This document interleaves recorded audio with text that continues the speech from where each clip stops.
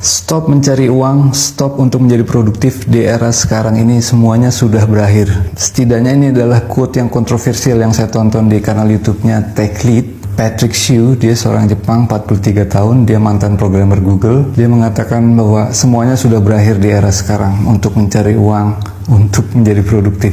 Akan ada hanya orang kaya dan orang miskin. Orang menengah akan hilang atau bahkan menjadi miskin di era sekarang ini. Ini kaum menengah atau middle class ini didefinisikan sebagai orang kebanyakan ya. Dia dari kecil sekolah, dia mendapatkan nilai bagus, kemudian lulus, mencari bekerja di kantor 9 to 5, berharap sampai pensiun. Dan ini era ini sudah berakhir, dia bilang, dengan banyaknya layoff atau PHK yang terjadi di semua startup teknologi, nggak cuma di Amerika tapi di seluruh dunia. Ini point of view-nya, fokusnya adalah dari mata dia sebagai programmer. Apps tidak bekerja lagi, APIs tidak bekerja lagi, semuanya sudah dikerjakan oleh AI. Kemudian ada pergeseran di sosial media. Orang sudah tidak lagi percaya motivasi-motivasi 7 cara menjadi kaya, 7 cara meningkatkan produktivitas. Orang hanya ingin melihat sekarang kesuksesan. Mereka pengen lihat Lamborghini, mereka pengen lihat rumah mewah, mereka pengen lihat traveling dengan yacht. Dan itu semua yang ingin orang lihat di sosial media saat ini. Mereka tidak tertarik lagi bagaimana mencari uang. Mereka hanya ingin melihat bagaimana cara menikmati hidup dengan uang yang dimiliki. Dan itu adalah 3 level di atas dari cara mencari uang. Yang pertama adalah mencari uangnya. Yang kedua adalah mendapatkan hal-hal tersebut yang bisa membuat vibe positif. Yang ketiga adalah memiliki waktu yang banyak untuk menikmati hal-hal tersebut.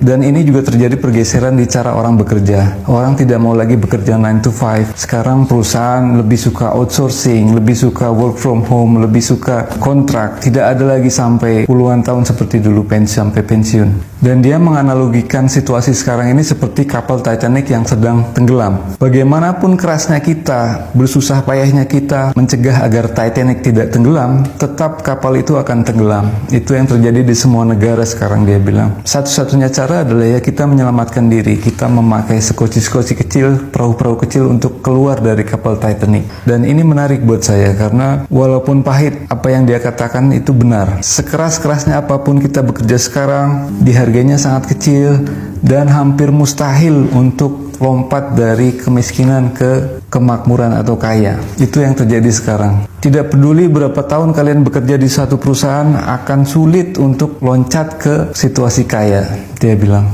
Peluangnya sudah tidak ada saat ini. Begitupun sebagai wirausaha atau pengusaha, akan sulit berkompetisi dengan startup yang memiliki AI, dia bilang. Sangat tidak mungkin individu-individu untuk menyaingi perusahaan-perusahaan besar seperti startup AI, karena modalnya yang digunakan adalah sangat besar, data yang digunakan sangat besar, dan tidak mungkin dimiliki oleh individu-individu. Oleh sebab itu dia katakan bahwa yang kaya akan semakin kaya, mempertahankan kekayaannya, dan yang miskin akan tetap miskin, dan kelas menengah akan cenderung untuk mengalami penurunan menjadi miskin. Dan perubahan itu terjadi dengan sangat cepat. Saya masih ingat ketika pada tahun 2007 Steve Jobs dari Apple pertama kali memperkenalkan iPhone pertamanya dengan layar sentuh. Seketika itu pula raksasa handphone dengan tombol semuanya berguguran mati, seperti Nokia, BlackBerry, semuanya mati. Tak lama berselang muncullah dunia digital dengan cepat. Ada aplikasi, ada website, ada YouTube dan lain-lain. Dan membunuh semua industri buku, majalah, koran, televisi konvensional. Hampir saat itu semua orang beralih ke dunia digital. Dan dengan cepatnya saat sekarang ini muncullah AI yang menggantikan hampir semua pekerjaan. Seperti yang dikatakan oleh Patrick Hsu, dia sebagai programmer bilang sudah tidak ada kemungkinan untuk bersaing dengan AI. Dan ini susah untuk dihentikan. Sama halnya dengan dulu pertama kali handphone layar sentuh pertama kali diperkenalkan. Dan dari menonton video ini ada beberapa hal positif yang saya ambil. Walaupun ini videonya sangat terdengar depresif ya, tapi tetap ada poin-poin yang menarik buat saya. Bahwa hidup itu ada kalanya tidak apa-apa untuk tidak melakukan apapun. Karena memang situasinya tidak pas. Sekuat apapun, sekeras apapun kita mencoba, kadang kita tidak memenuhi hasil yang kita inginkan. Dan itu alami dan wajar.